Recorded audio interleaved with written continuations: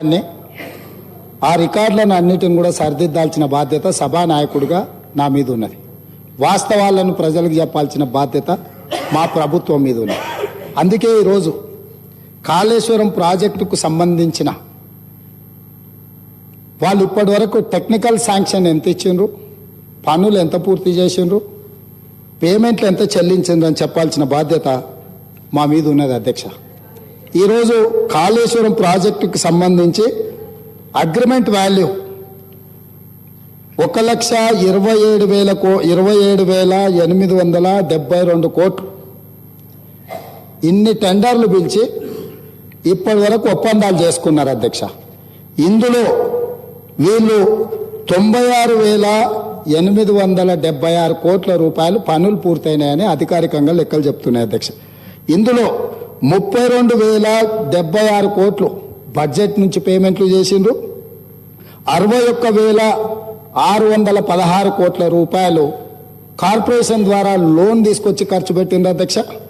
అదేవిధంగా అంటే రెండు కలిపితే 90,425 కోట్లు ఇప్పటికీ పేమెంట్లు జరిగినాయి. ఇంకా 3,184 కోట్లు కాంట్రాక్టర్లకు రాష్ట్ర ప్రభుత్వం బకాయి పడ్డది. ఇప్పుడు మీ ద్వారా గత ప్రభుత్వాన్ని ఆ నాయకులు నేను అడగదలుచుకున్నా, మాజీ ముఖ్యమంత్రి గారి నుంచి మొదలు పెడితే సాగునీటి పారుదల శాఖ మంత్రి, ఆర్థిక శాఖ మంత్రి, మేనేజ్మెంట్ కోటాల మంత్రి అయిన వాళ్ళు అసలు కాళేశ్వరం అంచనానే 80,000 కోట్లు, అందులో 1,00,000 కోట్లు ఎట్లా అవినీతి జరిగిందని అంటారు ఏంది అధ్యక్ష? 1,00,000 కోట్ల అవినీతి, 1,00,000 కోట్ల నిధులు దుర్వినియోగమైనాయని ఎందుకు చెప్పినామంటే ఈ లెక్కలు వేసుకొని 1,00,000 కోట్లు ఖర్చు పెట్టినా 1,00,000 ఎకరాలకు కూడా కాళేశ్వరంలో నీళ్లు అందలేని వాస్తవాలు మాకు తెలుసు. కార్డ్ నివేదిక ఇచ్చింది కాబట్టి ఆ ప్రాతిపదికన ప్రజలకు మేము వివరించే ప్రయత్నం చేస్తే ఈ అబద్ధాలతో ఈ వాస్తవాలను కప్పిపుచ్చే ప్రయత్నం చేసిండ్రు. ఇప్పుడు నేను సూటిగా గతంలో సాగునీటి పారుదల శాఖ, మొన్న ఆర్థిక శాఖ మంత్రిగా పనిచేసిన వారిని ఇంతసేపు ఉపన్యాసం చెప్పిండ్రు కదా, సత్యహరిచంద్రుడే మరో జన్మ ఎత్తి ఇక్కడికి సభలోకి వచ్చి మాట్లాడుతున్నంత గొప్పగా వారు ప్రవచనాలు చెప్పిండ్రు. ఈ లెక్కలు వారి దగ్గర లేవా అధ్యక్ష? ఈ లెక్కలు ఒప్పుకొని అవును మా మాజీ ముఖ్యమంత్రి గారు ప్రజల్ని తప్పుదోవ పట్టించిండ్రు, వాస్తవాలు గిట్లున్నాయి కాబట్టి సభ్యులు తెలంగాణ ప్రజలు మమ్మల్ని క్షమిస్తే బాగుంటుందని హుందాగా వారు ముందుకు వచ్చి మాట్లాడినుంటే వారి గౌరవం ఎంత పెరిగి ఉండేది అధ్యక్ష. అదేవిధంగా రెండవది అధ్యక్ష, గతంలో మేము సృష్టించిన సంపదను వీళ్ళు తనఖా పెట్టి అప్పులు తీసుకొచ్చిండ్రు.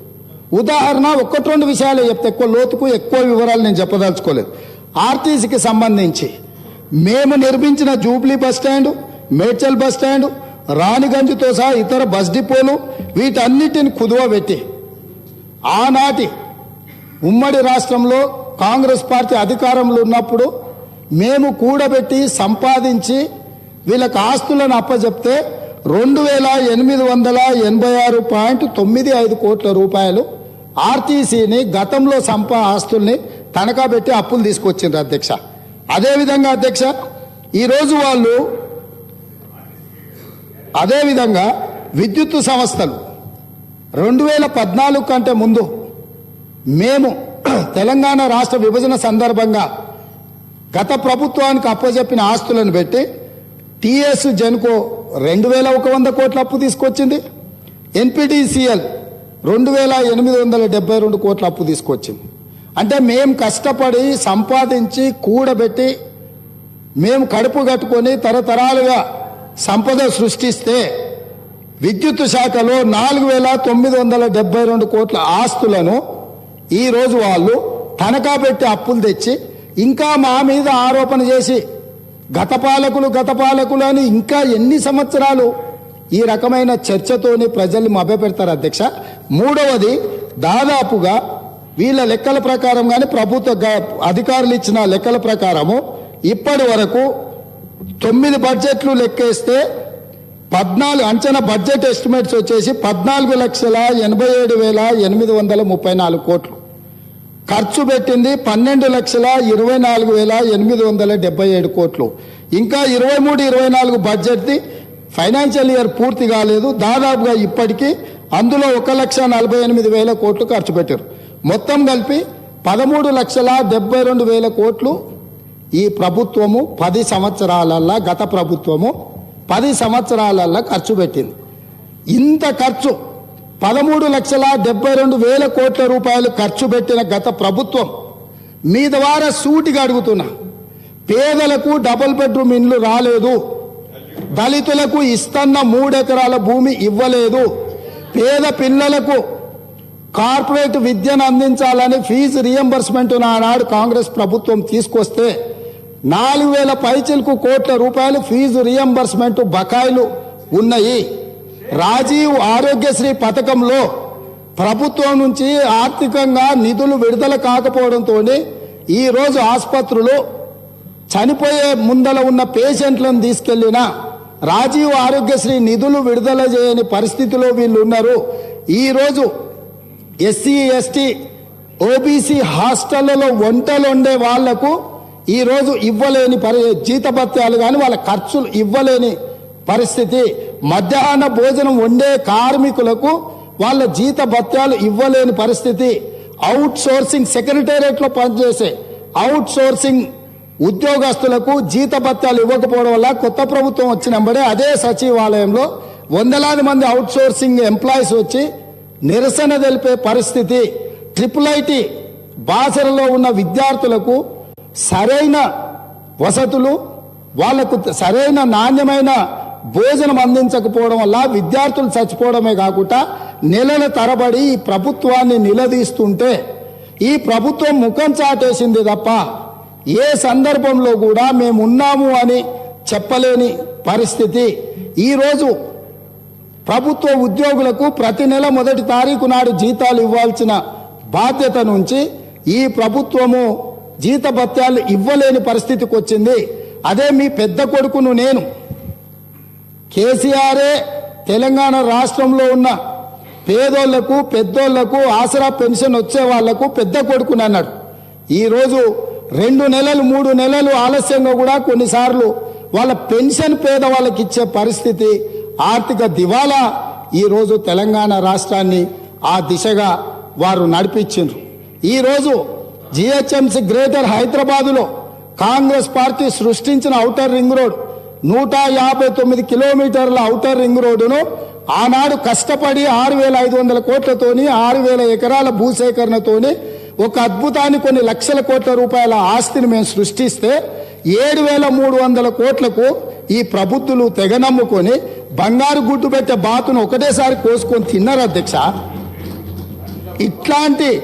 ఇట్లాంటి మన ఎన్నికల కంటే ముందు డిసెంబర్ తర్వాత జనవరి తర్వాత పిలవాల్సిన వైన్ షాపుల టెండర్లు 4 నెలల ముందు పిలిచి అప్లికేషన్కు 50,000 రూపాయలు వసూలు చేసి 2,500 కోట్ల రూపాయలు పేదోళ్ల సొమ్ము కొల్లగొట్టిర్రు అధ్యక్ష.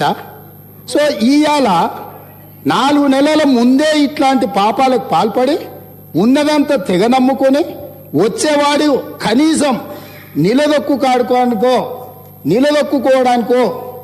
గౌరవంగా బ్రతకడానికో ఉపయోగం లేకుండా రాష్ట్రాన్ని ఆర్థిక విధ్వంసం చేసి ఇంత నిర్వాకం చేసిన మేము సంవయనంతో జాగ్రత్తగా బాధ్యతాయుతంగా ఈ వాస్తవాలను ప్రజలకు చెప్పడం ద్వారా ఎట్లా మనం ముందుకెళ్దామో, ఇప్పటికైనా మీ ఆలోచన మార్పు రావాలి, మీ విధానం వల్ల తెలంగాణ ప్రజలకు మేలు జరగాలి, మీరు సహకరించండి అని మేమంటుంటే 14 లక్షల కోట్లు మేము దిగమింగినాం, మీరేం చేసిందని మమ్మల్ని అడుగుతారు. ఏం చేసినా మా ఉప ముఖ్యమంత్రి గారు స్పష్టంగా చెప్పారు. మీరు ఎన్నికలలో ఇచ్చిన హామీలలో ఇంకా మాట్లాడాల్సి వస్తే ప్రతి నియోజకవర్గానికి 1,00,000 ఎకరాల నీళ్ళు ఇస్తామన్నారు అధ్యక్ష. ఏ నియోజకవర్గమైనా వెళ్దాం పదా, ప్రతి నియోజకవర్గంలో 100 పడకల ఆసుపత్రి కడతామన్నారు, ప్రతి మండలంలో 30 పడకల ఆసుపత్రి నిర్మిస్తామన్నారు అధ్యక్ష. ఇట్లా చెప్పుకుంటూ వెళ్తే KG to PG ఉచిత నిర్బంధ విద్య అన్నారు అధ్యక్ష. మైనారిటీలకు 12% రిజర్వేషన్ అన్నారు, గిరిజనులకు 12% రిజర్వేషన్ ఇస్తామన్నారు. ఇక ఇంటికో ఉద్యోగం గురించి నేను చెప్పాల్సిన పని లేదు. తెలంగాణ రాష్ట్రం వచ్చినప్పుడు ఇదే సభలో మేము అక్కడుండి మేము చిన్నారెడ్డి గారు మేమందరం ప్రశ్న అడిగితే మాజీ ముఖ్యమంత్రి చంద్రశేఖరరావు గారు ఇక్కడనే నిలబడి మొట్టమొదటి శాసనసభ సమావేశంలో రాష్ట్ర విభజన సందర్భంగా 1,07,000 పైచిలకు ఉద్యోగ ఖాళీలు వచ్చినాయి. ఇంకొక సంవత్సరం లోపల పరిపాలనా సౌలభ్యం కోసం ఇంకొక 50,000 ఉద్యోగాలు భర్తీ చేసుకోవాలి. సంవత్సరం తిరిగే వరకు 1,50,000 ఉద్యోగాలను భర్తీ చేస్తాను ఇక్కడి నుంచి ఆనాడు చంద్రశేఖరరావు గారు అన్నారు. వీరే నియమించిన PRC committee chairman Biswal IAS officer గారు ఏం నివేదిక ఇచ్చిండ్రు?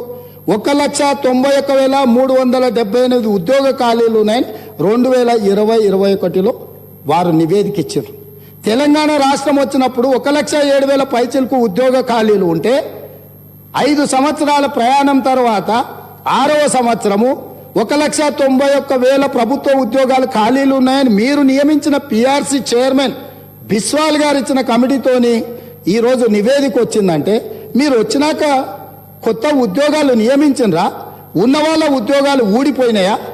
ఇట్లాంటి విషయాల మీద ఇన్ని తప్పులు చేసి రాష్ట్రాన్ని మొత్తం ఎందుకు పనికిరాని మొత్తం దివాలా తీయించి చేసిండ్రు. బాగుంది.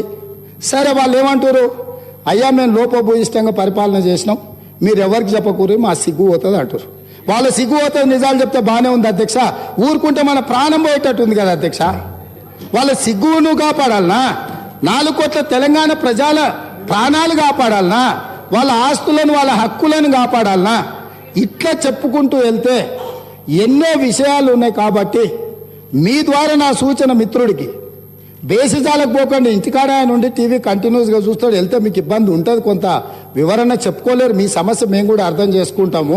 కాకపోతే ఈ ప్రభుత్వంలో వెట్టి చాకిరికి విముక్తి కలిగించినము కాబట్టి మీరు స్వేచ్ఛగా ఉండండి. వెట్టి చాకిరి ఆనాడు కాంగ్రెస్ నిషేధించింది. ఈ రోజు మళ్ళీ తెలంగాణలో ఇందిరమ్మ రాజ్యంలో ప్రజాపాలనలో వెట్టి చాకిరి నిషేధించినము. స్వేచ్ఛగా ఇప్పటికైనా నిజాలు ఒప్పుకొని ముందుకు రావాల్సిందిగా మా మిత్రులకు నేను సూచన చేస్తున్నా. సార్, బీజేపీ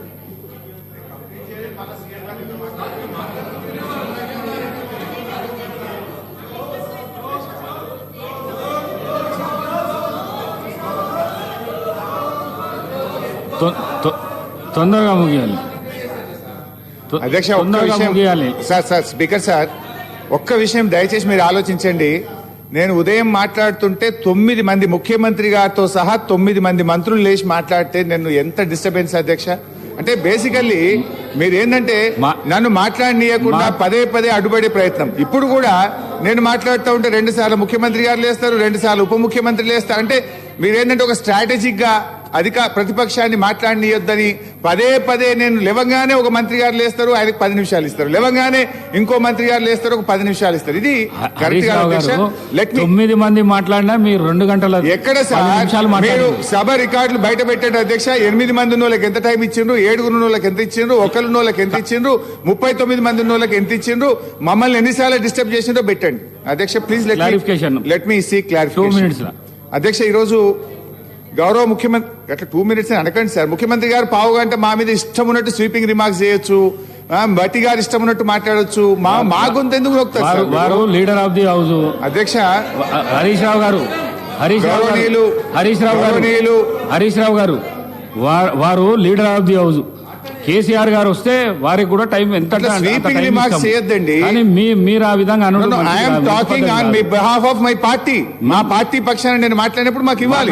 మాట్లాడండి, క్లారిఫికేషన్ మాట్లాడండి అధ్యక్ష. ఇవాళ గౌరవనీయులు ముఖ్యమంత్రి గారు రేవంత్ రెడ్డి గారు పొద్దు నుంచి చూస్తున్నా, నిన్న మొన్న కూడా చూసిన సభలో ఆయన ఇంకా సభానాయకుడిగా కాకుండా ఓ ప్రతిపక్షంలో మాట్లాడినట్టు గాంధీ భవన్ లో పిసిసి అధ్యక్షుడు